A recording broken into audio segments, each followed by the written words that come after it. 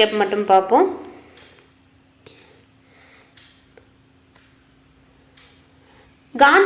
காந்தியடிகள் பொருளாதாரம் எது அடிப்படையாக கொண்டதுன்னா நன்னெறியை அடிப்படையாக கொண்டது. ஒரு தேசத்தின் அல்லது ஒரு தனியாரின் தார்மீக ஒழுக்க நெறிகளை காயப்படுத்தினால் அந்த பொருளாதார நடவடிக்கை இழிக்கானது, மேலும் அது பாவமானது அப்படின்ட்டு யார் எழுதியிருக்காங்கன்னா காந்தியடிகள். எப்போது குறிப்பிட்டிருக்காருன்னா 1921. தார்மீக மதிப்புகளை புறந்தள்ளும் பொருளாதாரம் உண்மையற்றது அன்னிட்டு எப்போ சொல்றாருன்னா 1924 சொல்றாரு. தார்மீக மதிப்புகளை புறந்தள்ளும் பொருளாதாரம் உண்மையற்றது 1924. காந்தியடிகள் இந்தியா எங்கு வாழ்றதாக குறிப்பிடுறாருன்னா கிராமங்கள்ல வாழ்றதாக. எந்திரங்கள் மிகப்பெரிய பாவம் அப்படின்னு சொன்னவர் யாருன்னா காந்தியடிகள். ஸோ காந்தியடிகள் எந்திரங்கள் தீமை குறித்து விளக்க புத்தகங்கள் எல்லாம் எழுதணும். அதனுடைய தீமைகளை மக்கள் கிட்ட சொல்லி அவங்களுக்கு புரிய வைக்கணும். எந்திரங்கள் நம்மளுக்கு கிடைத்த வரம் கிடையாது, நம்மளுக்கு கிடைத்த சாபம் என்று நாம் உணர வேண்டும். எந்திரத்தின் தீமைகளை நாம் பார்க்க வேண்டும், அவை நம் இணக்கமான வாழ்வை முடிவுக்கு கொண்டு வந்துவிடும் அப்படின்னு குறிப்பிட்டவர் யாருன்னா காந்தியடிகள். தொழில்மயம் மனித இனத்தின் பெரும் சாபக்கேடு என்று யார் கருதினாங்கன்னா காந்தியடிகள்.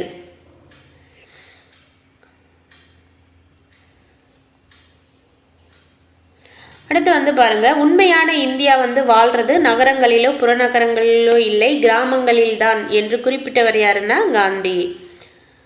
மனித உழைப்பு என்பது உடல் உழைப்பு தான் என்று காந்தி உறுதிப்பட கூறுகிறார். மனித உழைப்புனாவே உடல் உழைப்பு தான் அப்படின்ட்டு யார் உறுதியாக சொல்லுவாங்கன்னா காந்தி.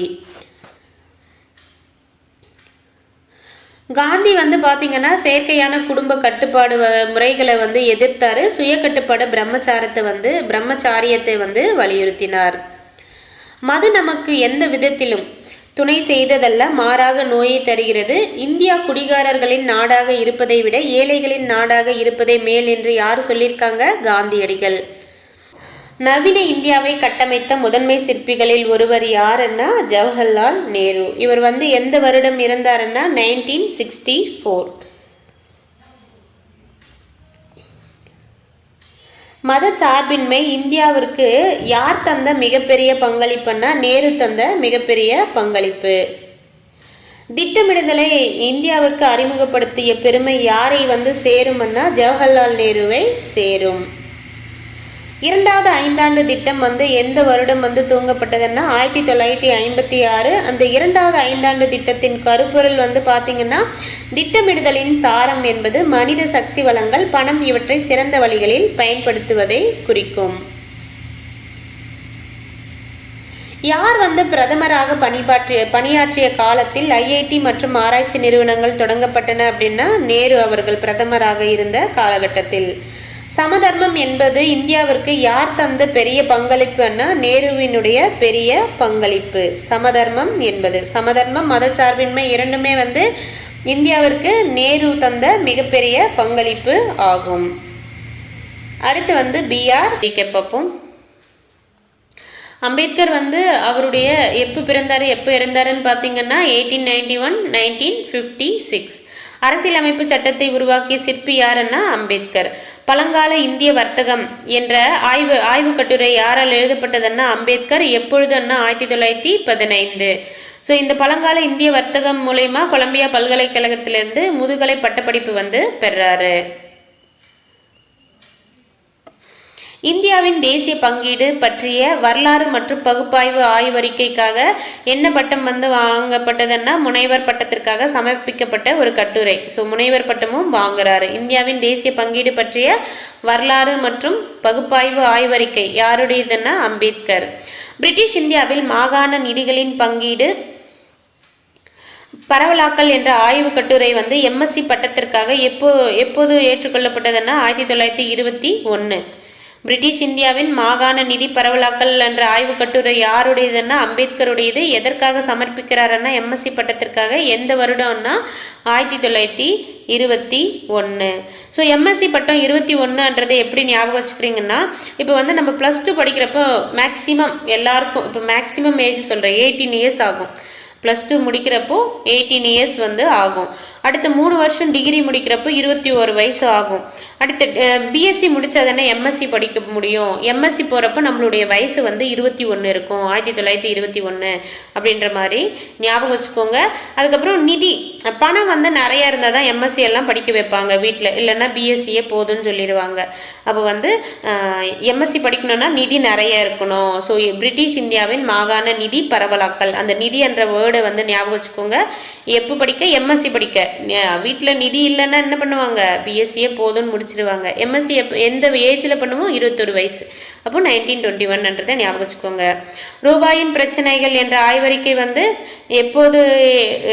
எப்போது வந்து பண்ணாருன்னா 1923. எதற்காகன்னா டிஎஸ்சி பட்டம். டிஎஸ்சி பட்டம் யார் கொடுக்குறாங்கன்னா லண்டன் பொருளாதார பள்ளி. இந்திய ரிசர்வ் வங்கி வந்து பார்த்தீங்கன்னா எந்த நூலில் சொல்லப்பட்ட தோற்றமும் தீர்வையும் வந்து வழிகாட்டுதலாக ஃபாலோ பண்ணுறாங்கன்னா ரூபாயின் பிரச்சனைகள் அதன் தோற்றமும் தீர்வும் என்ற நூல். இது யார் எழுதுனதுன்னா அம்பேத்கருடைய நூல். இந்தியாவில் குறைந்த நில உடைமை மற்றும் தீர்வுகள் என்ற கட்டுரை யார் எழுதினதுன்னா அம்பேத்கர். எப்போ அப்படின்னு பார்த்தீங்கன்னா 1918. நில உடைமை மற்றும் தீர்வுகள்னாவே அம்பேத்கர் வந்து நிலத்தை வந்து குழந்தைங்களுக்கு 18 வயசு ஆகும்போது பிரித்து கொடுத்து பிரச்சனை இல்லாமல் தீர்த்து வச்சிடணும் அப்படின்னு சொன்னார். அப்படின்ற மாதிரி 1918 வந்து ஞாபகம் வச்சுக்கோங்க. நாடுகளின் செல்வத்தை போல்ன்றது யாருடைய நூல்னா ஆடம் ஸ்மித். கேப் மட்டும் பார்ப்போம்.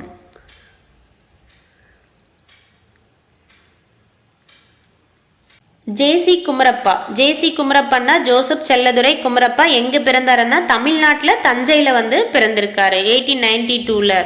கிராம பொருளாதார முன்னேற்ற கொள்கையின் முன்னோடியாக அறியப்படுறார் இவர்.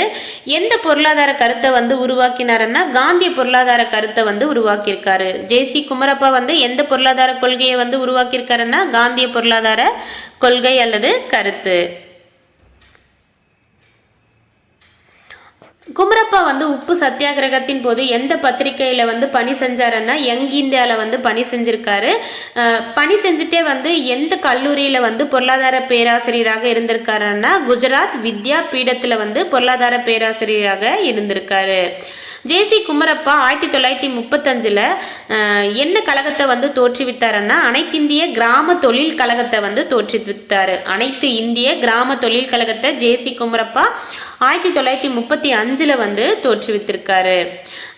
இவர் வந்து சிறையில் இருக்கும்போது வந்து பார்த்தீங்கன்னா ஒரு 3 புத்தகங்களை வந்து எழுதியிருக்காரு. எதனால சிறைக்கு போனாருன்னா வெள்ளையனே வெளியேறு இயக்கத்தில் வந்து பங்கு பெற்றதால சிறைக்கு போனாரு. போனப்போ என்னென்ன புத்தகங்கள் சிறையில இருந்து எழுதியிருக்காருன்னா நிலைத்த பொருளாதாரம், இயேசுவின் வழிமுறைகள் 1945, கிறித்துவம் அதன் பொருளாதாரமும் வாழ்க்கை முறையும் வந்து 1945 வந்து புத்தகங்களை வந்து எழுதியிருக்காரு. குமரப்பாவை பச்சை காந்தி அப்படின்னு அழைப்பாங்க. பச்சை காந்தி என்று அழைக்கப்படுபவர் யாருன்னா ஜேசி குமரப்பா. இது ப்ரீவியஸ் இயர்ல வந்து கேட்டிருக்காங்க, பார்த்துக்கோங்க. பச்சை காந்தி அன்னிட்டு யார் அழைப்பாங்கன்னா ஜேசி குமரப்பா. இவருக்கு பச்சை காந்தி அப்படின்னு பேர் வைத்தவர் யாருன்னா ராமச்சந்திர குஹா. அந்த ராமரே வந்து இவருக்கு பச்சை காந்தின்னு பேர் வச்சிருக்காங்க. எதனால பச்சை காந்தின்னு வச்சிருக்காங்கன்னா இவர் வந்து சுற்றுச்சூழல் மீது கொண்ட சுற்றுச்சூழலியல் குறித்து அடித்தளம் விட்டதால் வந்து இவரை பச்சை காந்தி அப்படின்ட்டு ராமச்சந்திர குஹா வந்து அழைச்சிருக்காரு. அடுத்து பாருங்க குமார் சென். ஸோ இது வரைக்கும் ஒரு வாட்டி ரீகேப் பார்த்துட்டு அவரை பத்தி பார்ப்போம்.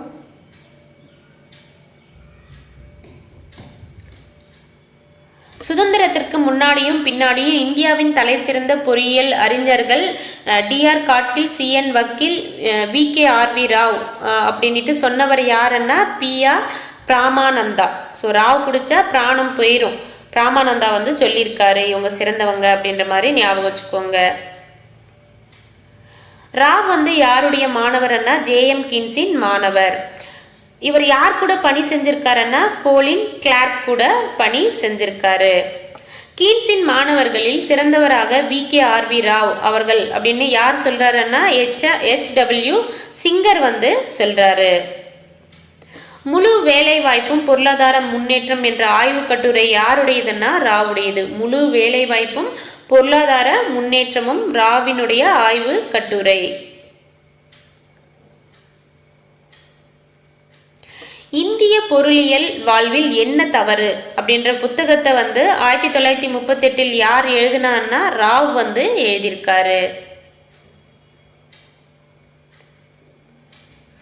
முன்னேற்றம் அடையாத நாடுகளின் முதலீடு, வருமானம் மற்றும் பெருக்கி ஆகியவற்றுக்கு இடையேயான தொடர்பு என்ற புத்தகத்தை யார் எழுதியிருக்காருன்னா ராவ். எந்த வருடம் அப்படின்னா 1952. முன்னேற்றம் அடையாத நாடுகளின் முதலீடு, வருமானம் மற்றும் பெருக்கி ஆகியவற்றுக்கு இடையேயான தொடர்பு என்ற புத்தகம் வந்து ராவுடையது. எந்த வருடம்னா 1952. ராவ் வந்து எத்தனை ஆராய்ச்சி நிறுவனங்களை வந்து உருவாக்கினாருன்னா 3 ஆராய்ச்சி நிறுவனங்களை வந்து உருவாக்கினாரு. 2 வந்து டெல்லியில, 1 வந்து பெங்களூர்ல. டெல்லி பொருளாதார பள்ளி டெல்லி, பொருளாதார வளர்ச்சி கழகம் டெல்லி, சமூக பொருளாதார மாற்றத்திற்கான கழகம் வந்து பெங்களூர். அமர்த்தியா குமார் சென் வந்து பொருளாதாரத்திற்காக நோபல் பரிசு வந்து எந்த வருடம் பெற்றாருன்னா 1998 வந்து பெற்றார். சென்னின் வறுமை மற்றும் பஞ்சம், உரிமம் மற்றும் இழப்பு பற்றிய ஒரு ஆய்வு கட்டுரை எப்போது வெளியிட்டாருன்னா 1981 வந்து வெளியிட்டார். வறுமை மற்றும் பஞ்சம், உரிமம் மற்றும் இழப்பு பற்றிய ஒரு கட்டுரை வந்து எப்போது வெளியிடுறாருன்னா 1981. ஸோ ஒரு உரிமையானவங்க வந்து இழப்பு எல்லாம் எப்போ ஏற்படும், அவங்களுக்கு 81 வயசுக்கு ஆகிறப்போ இழப்பு வந்து ஏற்படும். உரிமையானவங்க இழப்பு ஏற்படுது 81 இயர்ஸ் அவங்களுக்கு ஆகும்போது 1981 அப்படின்னு ஞாபகம் வச்சுக்கோங்க. அமர்த்துவாங்க யாரை வந்து அதாவது குமரன்னா இளம் பிள்ளைங்களை வந்து குமரன் அப்படின்னு சொல்லுவோம் இல்லையா, அவங்கெல்லாம் வந்து அமர்த்துறாங்க. 98 வயசானவங்களை வந்து கூட்டு போய் அமர்த்துவாங்க. சேம் டைம் வந்து நிறைய பேர் நம்மளுக்கு உரிமையானவங்களுடைய இழப்பெல்லாம் 80 வயசு 81 வயசு ஆகிறப்போ இழந்துருவோம் இல்லையா வயது காரணமாக, அப்படின்ற மாதிரி 1981 வந்து ஞாபகம் வச்சுக்கோங்க. தொழில்நுட்ப தெரிவு என்ற புத்தகம் வந்து யாருடையதுன்னா அமர்த்தியா சென். அமர்த்தியா குமார் சென், அமர்த்தியா சென் அண்ணாலும் அவர் தான். அவ்வளோதாங்க, இதோட வந்து இந்த லெசன் வந்து முடியுது. தேங்க்யூ.